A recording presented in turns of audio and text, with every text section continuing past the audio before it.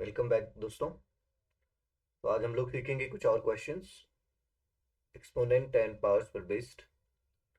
तो ये पहला क्वेश्चन देखिए। If 3 raise to power x plus 2 raise to power y equal to 985 and 3 raise to power x minus 2 raise to power y equal to 473, what is the value of x into y. Okay, तो क्या करेंगे हम लोग solution में। आपको यहाँ पे दिख रहा होगा दो इक्वेशन। पहला इक्वेशन है 3 raise to power x plus 2 raise to power y equal to 985 and second equation is 3 raised to power x minus 2 raised to power y equal to 473। अगर हम एक काम करें, इक्वेशन वन मान लें इसको और इसको इक्वेशन टू मान लें और दोनों को ऐड कर लें। इक्वेशन वन और टू को अगर हम ऐड करें तो ऐड करने पर आप एक चीज देखेंगे, 2 raise to power y 2 raise to power y cancel हो जाएगा। ये दोनों कैंसिल हो जाएंगे जब हम ऐड करेंगे, क्योंकि एक प्लस एक माइनस है। तो क्या रह जाएगा, 3 raise to power x plus 3 raise to power x. और सेम चीज अगर दो बार ऐड हो रही है तो 2 into 3 raise to power x हो गया। इक्वल टू इन दोनों को अगर हम ऐड करें तो 8 5 और यहाँ 4 1 4 5 8 आएगा। अब यहाँ से 3 raise to power x equal to कितना हो जाएगा, 2 से 1 5 4 5 8 कैंसिल होगा तो 2 7 जा 2 2 जा 2 9 जा 3 raise to power x equal to 729। So आप यहाँ से कितना कह सकते हैं, 3 raise to power x equal to 6। Okay, 3 raise to power 6 की वैल्यू कितनी होती है, 729। क्लियर। अब आप यहाँ से देखेंगे बेस सेम है तो पावर इक्वल होगा, मतलब x की वैल्यू आ जाएगी 6। क्लियर, ये तो x की वैल्यू आ गई। अगर x की वैल्यू 6 है तो हम इक्वेशन वन या टू में वैल्यू पुट कर देंगे। फ्रॉम इक्वेशन वन मान लेते हैं। इक्वेशन वन में हम 3 रेज टू पावर 6 लिख देते हैं x की जगह पर, plus 2 raise to power y equal to 985। Now 3 raised to power 6 is how much, 729। तो 729 plus 2 raised to power y equal to 985, and if we transpose 729 in right side, so 2 raised to power y equal to 985 minus 729। यहाँ से कितना मिलेगा, 2 raised to power y equal to 15 से 9 minus करेंगे 6, 7 से 2 minus करेंगे 5, और फिर यहाँ पे 9 से 7 माइनस करेंगे तो 256। So 2 raise to power y equal to कितना आ जाएगा, 2 रेज टू पावर 8। यही आएगा। अब अगर 2 raise to power y equal to 2 raise to power 8 है तो y का वैल्यू हम कितना कह सकते हैं दोस्तों, 8। x भी मिल गया, y भी मिल गया, हमसे पूछा x इंटू वाई, तो हमारा आंसर क्या हो जाएगा, आंसर विल बी 6 इंटू 8, और 6 8 जा कितना होता है 48। सो यही आंसर होगा। क्लियर। अगला क्वेश्चन देखते हैं। Suppose that 4 raise to power x1 equal to 5, 5 raise to power x2 equal to 6, and 6 raised to power x3 equal to 7, and so on। 126 raised to power x123 equal to 127, 127 raised to power x124 equal to 128, then x1 x2 इन सब का product पूछ रहा है m by n के form में, और m n और n को प्राइम है, तो आपसे mn की वैल्यू पूछ रहा है। क्या करेंगे यहाँ पे, हम लोग ऐसे क्वेश्चन में स्टार्ट करेंगे लास्ट से स्टार्ट करेंगे। जैसे ही 127 की वैल्यू 128 रखेंगे तो फिर पिछला वाला अगर आप देखो तो 127 की वैल्यू फिर हमको पता चल जाएगी। इस तरीके से हम लोग राइट टू लेफ्ट सॉल्व करते हैं इस तरीके के क्वेश्चन को। ओके, तो आपको क्या दिया है, 127 रेज टू पावर x 124, इसका वैल्यू है 128। क्लियर।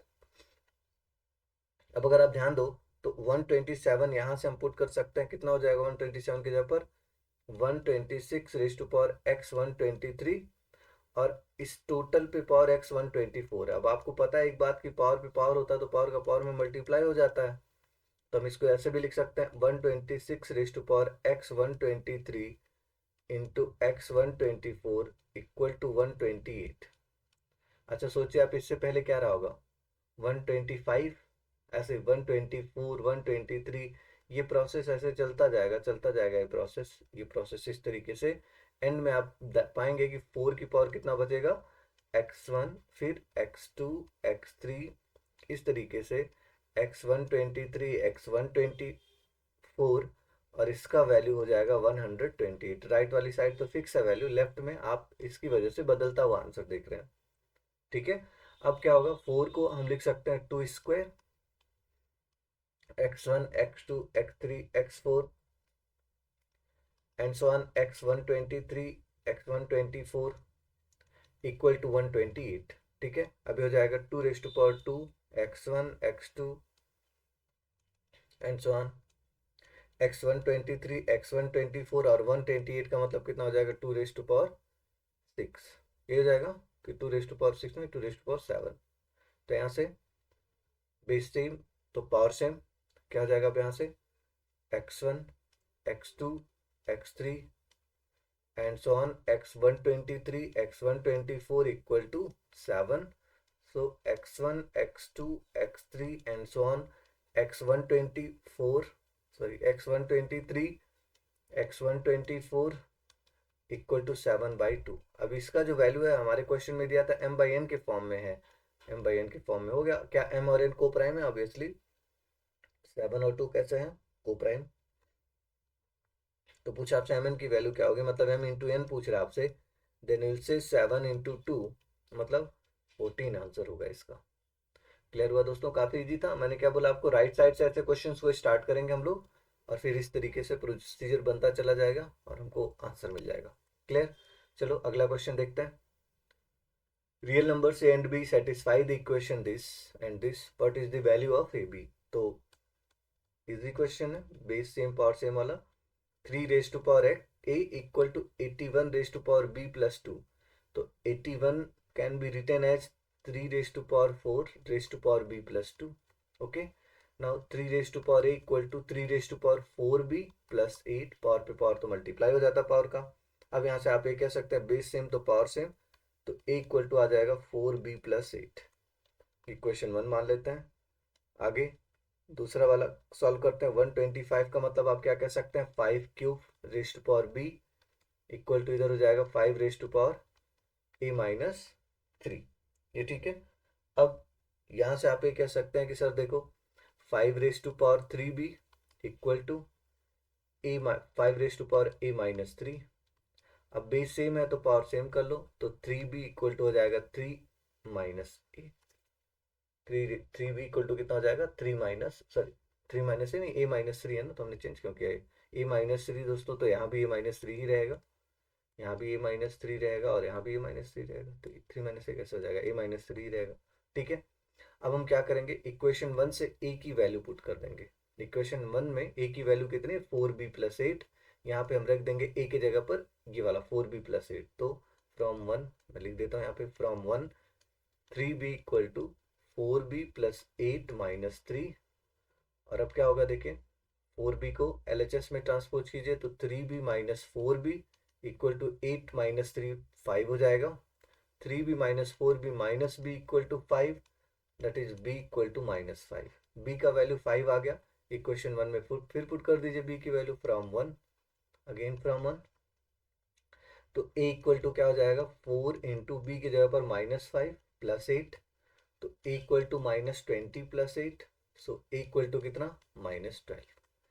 ए भी मिल गया हमको, बी भी मिल गया, हमसे पूछा a इंटू बी कितना होगा, so a into b will be -5 into -12, और -5 में अगर हम -12 को मल्टीप्लाई करेंगे विल गेट 60।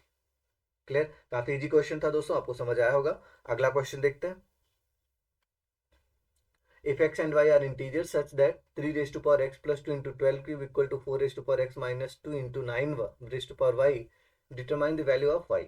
ओके, क्या करना देखो आप, solution 3 x + 2 × 12³ equal to 4 x - 2 × 9 y, ये क्वेश्चन। अब अगर आप ध्यान दो तो आप इसको लिख सकते हो 3 x + 2, और 12³ का क्या मतलब है, पहले तो 12 का मतलब आपको पता है 2² × 3 होता है, इस टोटल का क्यूब, इक्वल टू 4 को आप लिख सकते हो 2² x - 2 और 9 को 3² y। अब हो जाएगा 3 x + 2 इंटू 2 की पावर हो जाएगा 6 और 3 हो जाएगा 3। अगर पावर पे पावर है तो दोनों पर अलग अलग पावर आ जाएगा, है ना, equal to 2 2x - 4 into 3 2y। अब सेम प्राइम नंबर को सेम साइड में कर लो, आप ये लिख सकते हो 3 x + 2 into 3 upon 3 2y equal to 2x - 4 upon 2 6। अब आपको पता है यहाँ पे इन दोनों के लिए बेस सेम है तो पावर ऐड होगा, 3 raise to power x plus 5, अच्छा 2y डिनोमिनेटर में तो ऊपर जाएगा माइनस हो जाएगा पावर में, माइनस 2y इक्वल टू यहाँ हो जाएगा 2 raise to power 2x minus 4 minus 6, तो माइनस 4 माइनस 6 कितना हो जाएगा, -10। ये ठीक है।